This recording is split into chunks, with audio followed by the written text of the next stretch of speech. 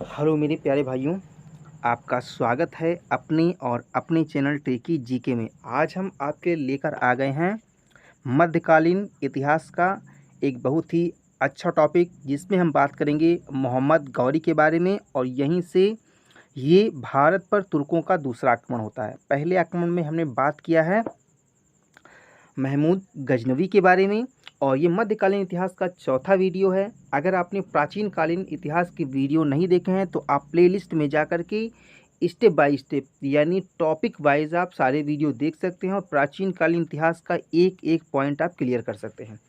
अब हम प्रारंभ करेंगे मध्यकालीन इतिहास, क्योंकि प्राचीन कालीन इतिहास के एक दो टॉपिक बचे हुए हैं जिनको हम समय रहते पूरा करा देंगे। तो आज हम बात करेंगे मोहम्मद गौरी की। और मोहम्मद गौरी का जो शासनकाल होता है दोस्तों 1173 से लेकर के 1206 ईस्वी तक रहता है। ठीक है, तो इससे पहले ये बता दें कि ये जो मोहम्मद गौरी का आक्रमण होता है ये तुर्कों का भारत पर किया गया दूसरा आक्रमण होता है। पहले आक्रमण में हमने चर्चा किया है महमूद गजनवी के बारे में। ठीक है, और इसको अच्छी तरीके से विस्तृत तरीके से हमने कंप्लीट किया है।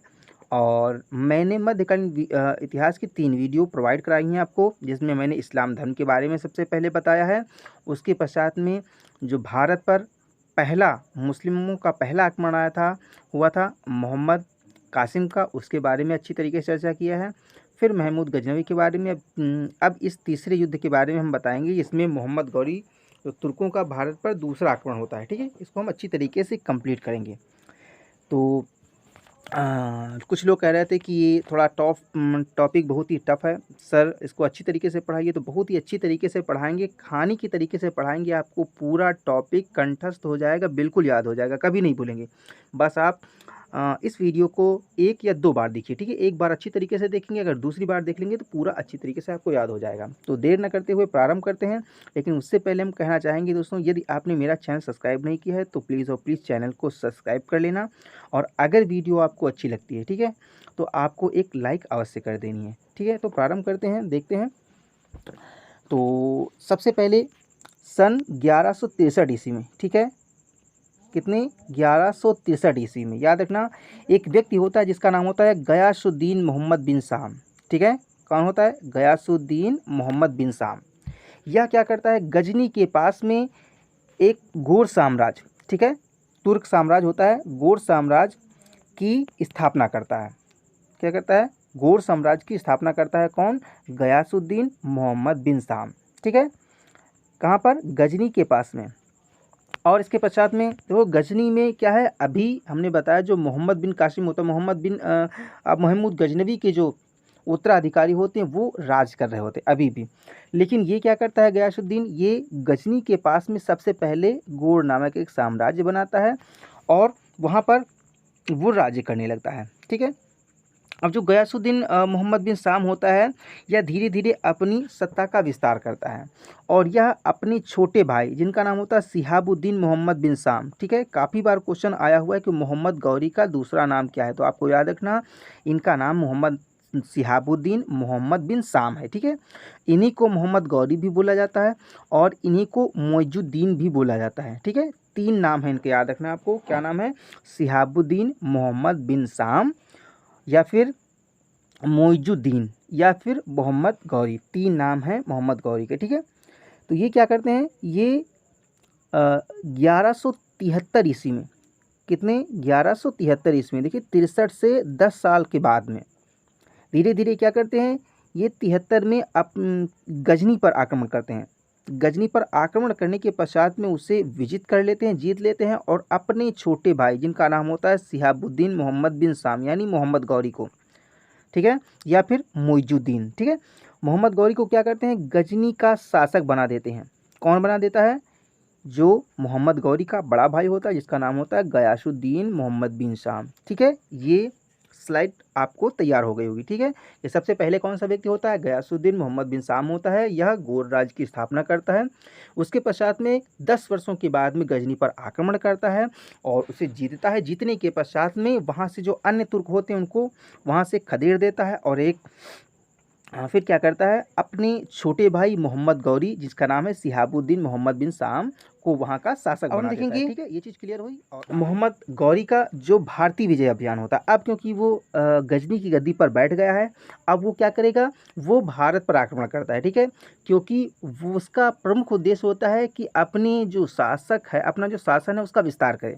इसीलिए क्या करता है, वो सबसे पहले मुल्तान और एक स्थान होता है उच्च, ठीक है, मुल्तान और उच्च 1775 में और 76 में, सबसे पहले 75 में मुल्तान पर, ठीक है, यहाँ पर सिया संप्रदाय के लोगों का शासन होता है। उसके बाद में सॉरी, यहाँ पर 1700 नहीं है, 1175 आपको याद रखना है, ये गलती से हो गया है। तो 1175 में मुल्तान पर, और उसके पश्चात में 1176 में उच्च स्थान पड़ता है, ठीक है। ये कहाँ पर है, ये भी मुल्तान के क्षेत्र में एक स्थान होता है उच्च, ठीक है, इसको उत्तरी मुल्तान बोलेंगे। वहाँ पर आक्रमण होता है। भारत में प्रवेश करने के लिए देखो 3 कारण होते हैं। भारत में प्रवेश करने के लिए मुल्तान एक प्रकार का द्वार होता है, भारत का द्वार होता है, इसीलिए सबसे पहले वो मुल्तान पर आक्रमण करता है। और इसके अतिरिक्त जो मुल्तान का शासक होता है उस समय, जो सिया संप्रदाय का शासक होता है, वह अत्यंत कमज़ोर शासक होता है, ठीक है, इसीलिए उस पर वो आक्रमण करता है और इसे वह जीतना जरूरी समझता है। इस पर आक्रमण करने के पश्चात में यहाँ पर मोहम्मद गौरी क्या करता है, आसानी से अपना कब्जा कर लेता है और इसे जीत लेता है और इस पर अपना अधिकार कर लेता है, ठीक है। तो 2 स्थान अभी मोहम्मद गौरी के कब्जे में आए हैं, एक तो मुल्तान आ गया और उसी का जो उत्तरी भाग होता है उच्च, वो भी आ जाता है, ठीक है। अब धीरे धीरे क्या करता है, वो आगे बढ़ता रहता है और धीरे धीरे जैसे आगे बढ़ता है तो आगे पड़ता है दूसरा जो आक्रमण, वो मुल्तान के बाद में पंजाब पर आक्रमण बाद में करता है। उससे पहले वो सोचता है लो भारत पर डायरेक्ट आक्रमण कर दें, ठीक है। तो इधर ये चला आता है गुजरात साइड में, और वहाँ पर अहिलवाड़ा में दूसरा जो आक्रमण होता है, देखो 75-76 के बाद में 1178 ईस्वी में, कब, 1178 ईस्वी में अहिलवाड़ा की वहाँ पर सोलंकियों का शासन होता है और वहाँ की रानी होती है नायिका देवी। कौन होती हैं, नायिका देवी। आप कोई चीज़ याद रखनी, ठीक है। इनका शासन होता है। और ये क्या कहते हैं, ये जो है एक आपने नाम सुना होगा, अभी जब महमूद गजनवी के बारे में बात किए थे, वहाँ पर भीम प्रथम थे, ठीक है, भीम प्रथम या मूलराज प्रथम, ठीक है। यहाँ पर आप क्या कर लेंगे, यहाँ पर भीम द्वितीय या मूलराज द्वितीय हैं, ठीक है। ये अल्पवयस्क होते हैं और इनकी संरक्षिका होती हैं नायिका देवी। इनके संरक्षण में ये शासन कर रहे होते हैं। मोहम्मद गौरी जैसे ही आक्रमण करता है अहिलवाड़ा पर और यहाँ पर इसको अपने कब्जे में लेने की कोशिश करता है, लेकिन क्या होता है, नायिका देवी और भीम द्वितीय मिल करके मोहम्मद गौरी को एक भीषण हार का सामना करना पड़ता है। यानी मोहम्मद गौरी हार जाता है और हारने के पश्चात में वह कुछ सैनिकों को लेकर के अपनी किसी प्रकार से अपनी जान बचा करके वो गजनी पहुंचता है, ठीक है। तो यहाँ पर क्या होता है, जो मोहम्मद गौरी है उसको हार का मुंह देखना पड़ता है और वो अपने साम्राज्य गजनी फिर से वापस हो जाता है। तो वो समझ जाता है कि हमें भारत पर हम डायरेक्ट आक्रमण नहीं कर सकते, यानी अब वो क्या करता है, दूसरा रास्ता चुनेगा, ठीक है। अभी वो क्या करेगा, डायरेक्ट आया था अहिलवाड़ा, जो कि इधर गुजरात और राजस्थान के स्थान पर पड़ता है, तो इधर से उसने आक्रमण किया था और यहाँ से उसकी हार हुई, ठीक है। तो ये जब गुजरात की साइड से हार होता है तो ये मोहम्मद गौरी क्या करता है, इस बार जो अब क्या होता है, ये दूसरा जो अभियान करता है, समझ जाता है कि अब हमें उधर यानी गुजरात साइड में नहीं जाना है, तो इसीलिए सबसे पहले वो क्या करता है, पंजाब साइड से आक्रमण करता है। ये अब इसके पश्चात में 1979 से लेकर 86 के बीच, ठीक है, 1979 से लेकर 86 के बीच में ये पंजाब में 3 आक्रमण करता है, ठीक है, पंजाब में 3 आक्रमण करता है और दक्षिणी सिंध इसको जीतता है।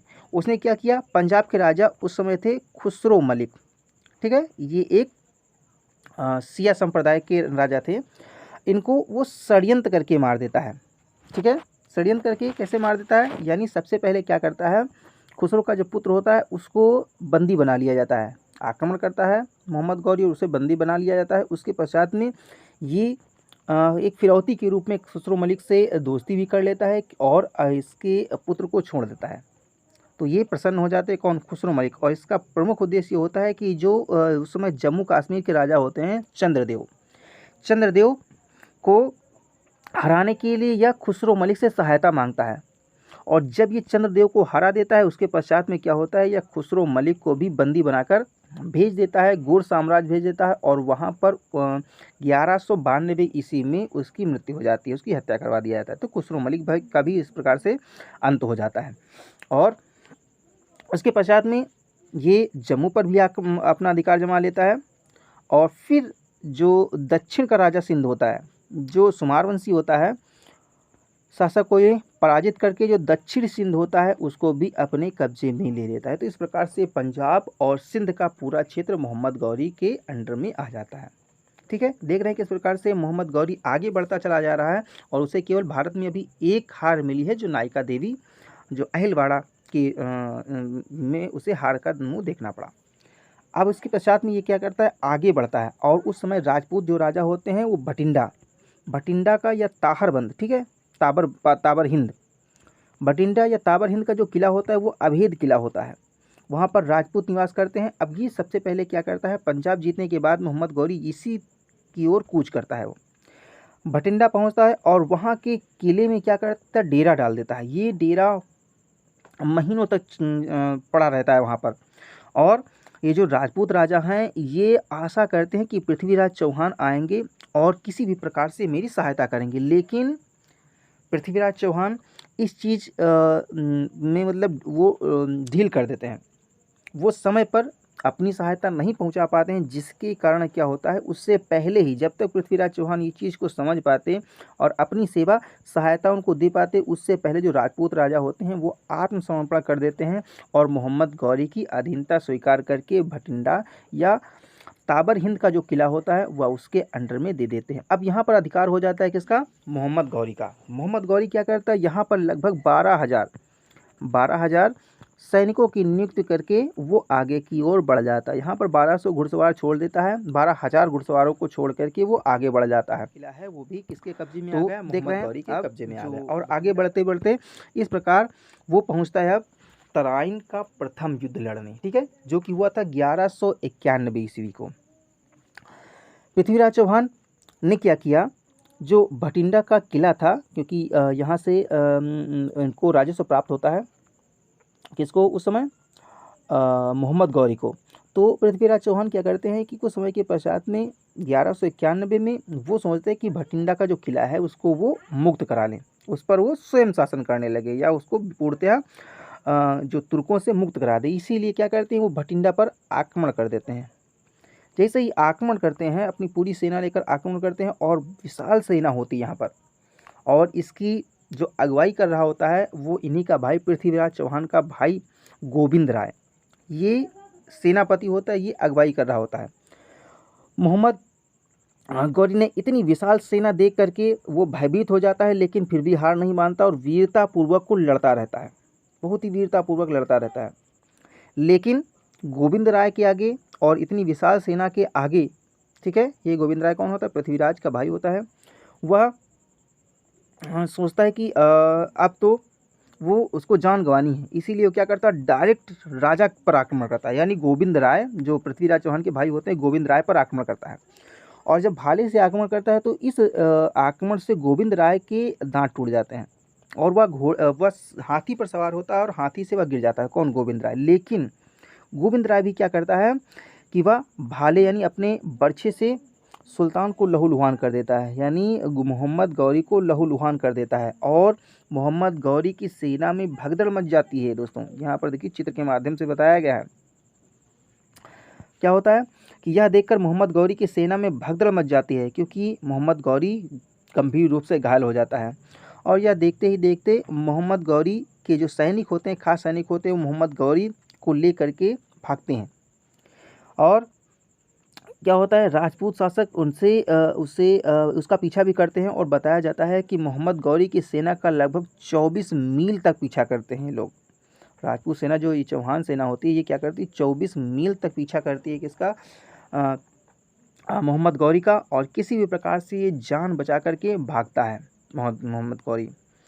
तो यहाँ पर क्या हुआ, तराइन के जो प्रथम युद्ध जो कि 1191 में ईस्वी, इसको सन आप याद रखें क्योंकि काफ़ी बार क्वेश्चन आता है। तो 1191 में जो हुआ था, इसमें मोहम्मद गौरी की हार होती है, वो पूरी तरह से पराजित होता है, हार नहीं मानता है और अपने गजनी पहुंचने पर चला जाता है। लेकिन ये क्या करता है, सबसे पहले मोहम्मद गौरी जब अपनी राजधानी गजनी पहुंचता है तो अपने जितने भी सेना नायक होते हैं उनको कठोर दंड देता है और एक काम और करता है, अपनी सेना में इजाफा करने लगता है, क्योंकि उस समय जो पृथ्वीराज चौहान की सेना थी बहुत बड़ी सेना थी, उसके अपेक्षा मोहम्मद गौरी की सेना कुछ नहीं थी। इसीलिए क्या करता है, अपने वहाँ जितने लोगों को उसने बंदी करा बनाया था उनको क्या करता है, वो अच्छे अच्छे पद दे देता है और उनको उत्साहित करता है, अच्छे पद दे देता है, उनको मुक्त कर देता है और सभी को प्रशिक्षित करता है और अपनी सेना में शामिल कर लेता है। अब इसकी विशाल सेना हो जाती, 1,20,000 सेना के साथ में वह फिर से चलता है गजनी से। ठीक है, तराइन का द्वितीय विश्व युद्ध लड़ रहे हैं। तराइन का जो द्वितीय युद्ध होता है वो 1192 में होता है और मोहम्मद गजनवी जो मोहम्मद गौरी वो निकल चलता है कहाँ से, गजनी से। इसके पश्चात में आ जाता है वो मोहम्मद गौरी ने योजनाबद्ध, सबसे पहले उसने योजना बनाई। क्या योजना बनाई, क्योंकि उसके पास में विशाल सेना थी, उसने 12,000 सैनिकों को एक स्थान पर केवल आराम करने के लिए छोड़ दिया कि जैसे ही हमारा आदेश मिलेगा उसके पश्चात में ये सैनिक लड़ने के लिए, और ये उच्च कोटि के सैनिक थे। ठीक है, इनको क्या कर देता है, वो आराम देता है, को रोक करके चारों तरफ से वो क्या करता है, थोड़ी थोड़ी सेना लेकर, टुकड़ियों में सेना लेकर के चारों तरफ से आक्रमण करता है। पृथ्वीराज चौहान से वो केवल क्या करता है, वो लड़ाई करता रहता है। यहाँ पर उसका केवल क्या करना था कि पृथ्वीराज चौहान को रोके रहना, इसके सैनिकों को केवल थकाने का काम करता है। कौन करता है, ये करता है मोहम्मद गौरी। लेकिन फिर भी क्या होता है, पृथ्वीराज चौहान वीरतापूर्वक लड़ते रहते हैं और धीरे धीरे करके जो पृथ्वीराज चौहान की सेना होती है वो लड़ते लड़ते थक जाती है। जब वो थक जाती है तो ये 12,000 सैनिकों को आदेश देता है, जो बिल्कुल चुस्त दुरुस्त होते हैं, केवल इंतजार कर रहे होते हैं। जैसे ही आदेश मिलता है 12,000 जो सैनिक आते हैं ये हथियारों से लैस होते हैं और जब ये एक तरफ से, जब ये चारों तरफ से टूट पड़ते हैं तो ऐसी अवस्था में, क्योंकि पृथ्वीराज चौहान के जितने सैनिक थे वो थक चुके थे, वो भूख प्यास से व्याकुल थे और इस मौका का फ़ायदा उठा करके जो ये सैनिक होते हैं वो प्रहार करते हैं और जो पृथ्वीराज चौहान की जो सेना है उसमें भगदड़ मच जाती है। और इस लड़ाई में गोविंद राय जो कि पृथ्वीराज चौहान के भाई होते हैं, खांडे राय जो कि इससे पहले युद्ध में मोहम्मद गौरी को घायल करता है, ये दोनों मारे जाते हैं। ठीक है, चौहान क्या करते हैं, पृथ्वीराज चौहान देखते हैं कि हमारी सेना जो है वो हार रही है, क्योंकि सेना बहुत थक चुकी है। इसीलिए वह कुछ सैनिकों को आदेश देते हैं कि आप दूसरी सेना का प्रबंध करें, आप तुरंत किले में जाएं और वहाँ पर दूसरी सेना का प्रबंध करें।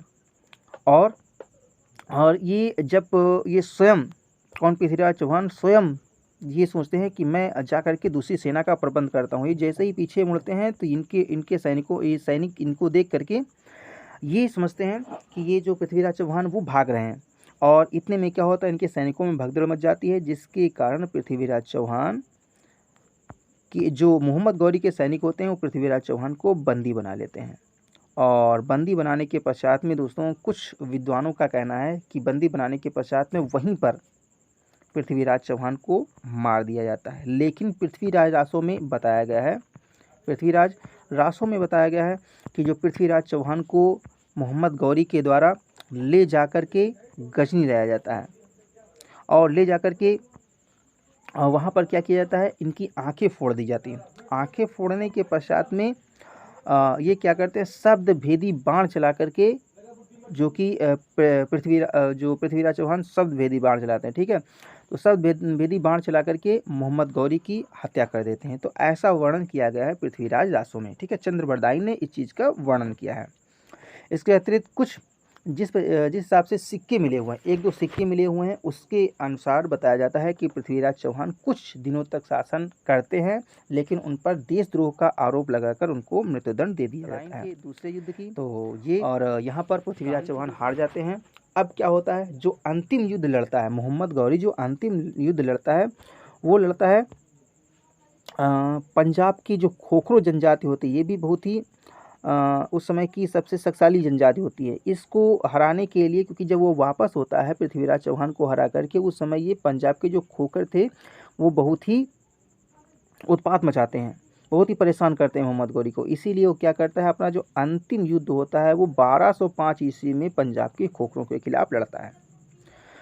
और वह इतना क्रोधित होता है इनसे, इतना क्रोधित होता है कि यह जैसे ही इन पर आक्रमण करता है मोहम्मद गौरी, तो जितने ही वहाँ पर खोखरो जनजाति के लोग होते हैं सबको ये लगभग मौत के घाट उतार देता है। और जो बच्चे खुचे होते हैं उनको सबको दास बना लेता है। उस समय बताया जाता है कि इतने दासों की संख्या मोहम्मद गौरी के पास में इतनी हो जाती है कि 5 दिनार में एक दास बिकने लगता है। कितने? 5 दिनार में एक दास बिकने लगता है। इतनी संख्या हो जाती है दासों की, बंदी बनाए गए दासों की। इसके पश्चात में इसी विजय के बाद में पंजाब में जब खोखरों की विजय होती है, इसके पश्चात में वो अपने विजय उल्लास के साथ में बहुत ही प्रसन्न मुद्रा में जा रहा होता है, अपनी गजनी वापस जा रहा होता है। मोहम्मद गौरी जब अपनी विजय यात्रा के बाद में गजनी वापस जा रहा होता है, तो रास्ते में कहा जाता है जब ये नमाज़ पढ़ रहा होता है, उसी समय खोखरो जनजाति के लोग इस पर आक्रमण कर देते हैं। आक्रमण करने के पश्चात में मोहम्मद गौरी की वहीं पर हत्या कर देते हैं ये, क्योंकि इतना आहत हो जाते हैं अपने लोगों की मार काट को देख करके कि ये क्या करते हैं, मोहम्मद गौरी की वहीं पर हत्या कर देते हैं। और जो विजय यात्रा जा रही थी कहाँ पर, गजनी वापस, वो विजय यात्रा शव यात्रा में बदल जाती है। और इस प्रकार से जो मोहम्मद गौरी हैं उसके जीवन का अंत हो जाता है और इनका चैप्टर यहीं पर क्लोज हो जाता है। ठीक है, तो ये चीज़ समझ में आई होगी आपको। और कहानी अब यहाँ पर देखेंगे दोस्तों, जो अंतिम युद्ध था वो कि जो मोहम्मद गौरी जब अचानक, क्योंकि वो मर जाता है, अचानक उसकी मृत्यु हो जाती है, तो इस अवस्था में जो भारत के जो क्षेत्र होते हैं वहाँ पर, उससे पहले वो क्या करता है, मुल्तान में उसका उनकी मुल्तान में और मुल्तान के क्षेत्र में और लाहौर में कुतुबुद्दीन ऐबक, क्योंकि ये इसका बहुत ही विश्वास पात्र एक सेनापति होता है कुतुबुद्दीन ऐबक, और इसके बारे में हम नेक्स्ट वीडियो में चर्चा करेंगे। तो ये दोस्तों इसको क्या करते हैं, ये लाहौर में इसको एक पदवी दे दी जाती है, इसको मलिक बना दिया जाता है और इसे दिल्ली जाने के लिए कहा जाता है। ठीक है, दिल्ली पर शासन करने के लिए कहा जाता है और समय समय पर जो भी राजस्व प्राप्त होता है वो उसको गजनी भेजने का आदेश दिया जाता है। तो इस प्रकार से जो कुतुबुद्दीन ऐबक है वो दिल्ली का शासक बन जाता है। लेकिन यहाँ पर एक दूसरा गुलाम होता है, तो ये पहला गुलाम होता है जो कि शासक बन जाता है, लेकिन एक दूसरा गुलाम भी आता है इनके साथ में जिसका नाम होता है मोहम्मद बिन बख्तियार खिलजी। मोहम्मद बिन बख्तियार खिलजी ये गुलाम होता है किसका, मोहम्मद गौरी का। ये जब ये लोग क्या कर रहे थे, जब लाहौर ये सब जीत रहे थे, उस समय ये अकेले निकल जाता है विजय अभियान पर और ये बिहार की तरफ निकलता है। और यही वो व्यक्ति था जिसने नालंदा एवं विक्रमशिला, उस समय के सबसे प्रसिद्ध, जो प्राचीन काल के सबसे प्रसिद्ध विश्वविद्यालय थे, नालंदा एवं विक्रमशिला विश्वविद्यालय। तो वहाँ का जो शासक होता है वो बहुत ही कमज़ोर होता है और वहाँ पर जो बिहार में उस समय अधिकतर बौद्ध रह रहे होते हैं। क्या करता है, नालंदा और विश्वविद्यालय विक्रम विश्वविद्यालय को क्या करता है, विक्रमशिला विश्वविद्यालय को जला देता है। वहाँ की जो धार्मिक पुस्तकें होती हैं, जो बौद्ध ग्रंथ होते हैं, उन सभी को जला दिया जाता है। जो पूरे ये समझ लीजिए जो महल भरे हुए थे किताबों से, उन साहित्यों से, उनको ये मोहम्मद बिन बख्तियार खिलजी क्या करता है, जला देता है। और कहा जाता है कि एक एक महीने तक दोस्तों किताबें जलती रही थी। इतनी अधिक मात्रा में किताबें थी, पुस्तकें थी, सब किताबें जलकर खाक हो गई थीं। और इसको जलाने वाला था मोहम्मद बिन बख्तियार खिलजी। इसके साथ साथ में वो आगे बढ़ता जाता है बख्तियार खिलजी और बिहार, बंगाल, असम तक विजय करता है। कौन? मोहम्मद बिन बख्तियार खिलजी। तो दोस्तों इस प्रकार से ये दो गुलाम हैं मोहम्मद बिन बख्तियार खिलजी और कुतुबुद्दीन ऐबक। ठीक है, तो इनसे भी क्वेश्चन आता है, आप इन चीज़ों को दोस्तों याद रखिए। और नेक्स्ट टॉपिक में हम बात करेंगे कुतुबुद्दीन ऐबक को। ये वीडियो आपको कैसा लगा कमेंट के माध्यम से अवश्य बताएं। अगर ये वीडियो दोस्तों अच्छा लगा हो तो एक लाइक कर दीजिए और चैनल को सब्सक्राइब कर दीजिए, क्योंकि अब आपको रोज़ाना एक मध्यकालीन इतिहास की वीडियो प्रोवाइड कराएंगे जिससे कि आपका टॉपिक अच्छी तरीके से कंप्लीट हो जाएगा। अगर आपने प्राचीन काल की जो वीडियो नहीं देखी है तो आप प्लेलिस्ट में जा कर के वो सभी वीडियो देख सकते हैं। तो अपना कीमती समय देने के लिए धन्यवाद। मिलते हैं अगली वीडियो में।